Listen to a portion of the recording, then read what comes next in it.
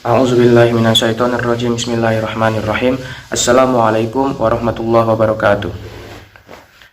Alhamdulillahilladzi arsala ala rasulahu bihuda waddinil haqq liyuzhiru 'ala ad-dini kullihi wa kafa billahi syahida. Asyhadu an la ilaha illallah wa asyhadu anna Muhammadan 'abduhu wa rasuluh la nabiyya ba'da amma ba'du.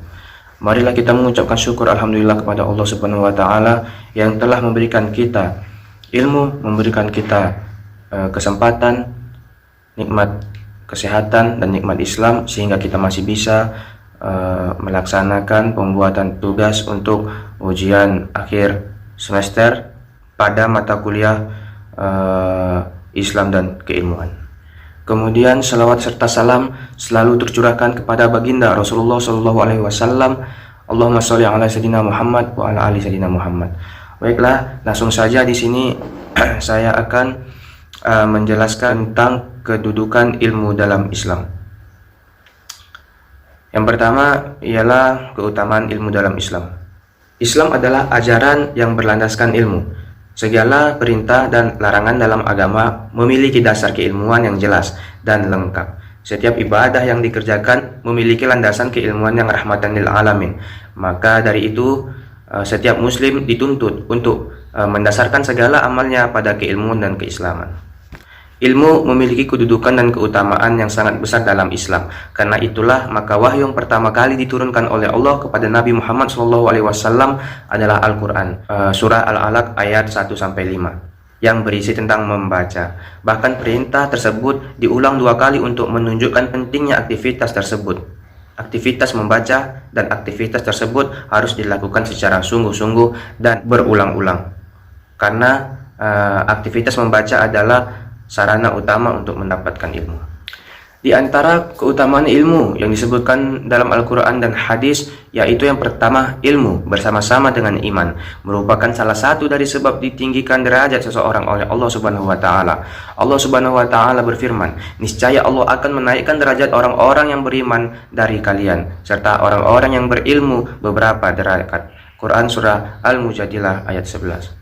Yang kedua ialah ilmu adalah warisan para nabi yang tidak bisa dinilai dengan dunia dan segala isinya, sehingga merupakan keuntungan yang besar dan sempurna bagi manusia bila mendapatkan warisan tersebut. Rasulullah SAW bersabda, "Sesungguhnya para nabi tidak mewariskan dinar dan dirham, tetapi mereka hanyalah mewariskan ilmu. Maka barang siapa mengambil warisan tersebut, berarti ia telah mengambil bagian warisan yang sempurna." Hadis riwayat Abu Daud dan At-Tirmizi.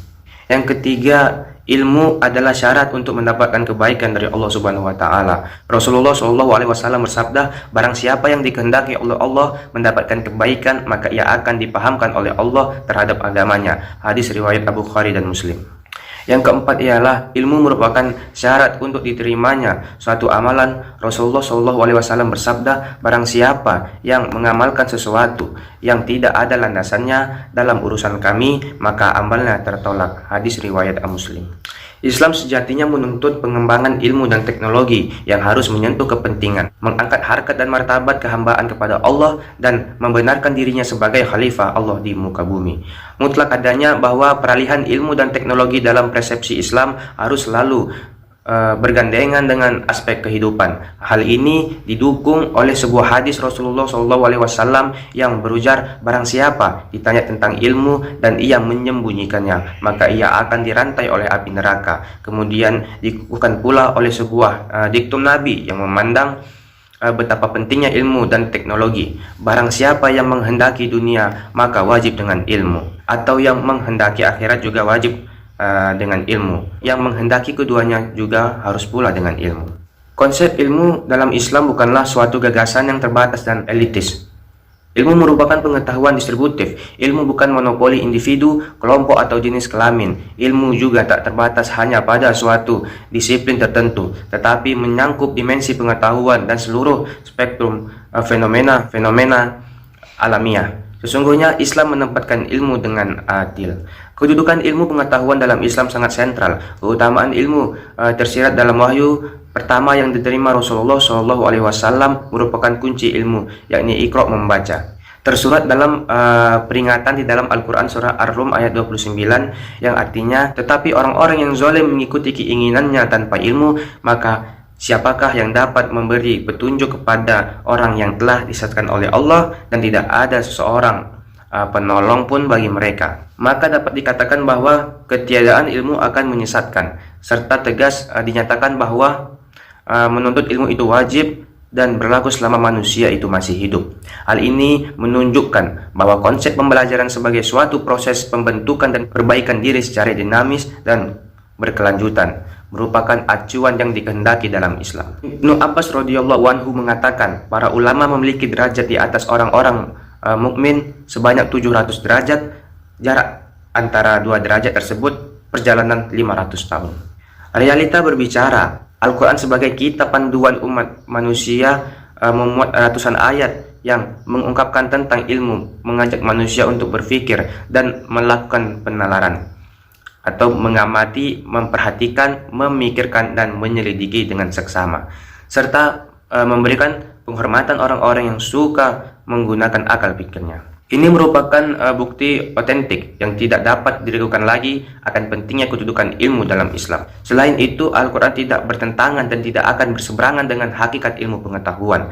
Akal manusia akan selalu didorong oleh Al-Quran untuk mendalami ilmu pengetahuan. Dengan demikian, kedudukan ilmu pengetahuan dan agama dalam perspektif Islam bersifat integral, bukan dikotomis.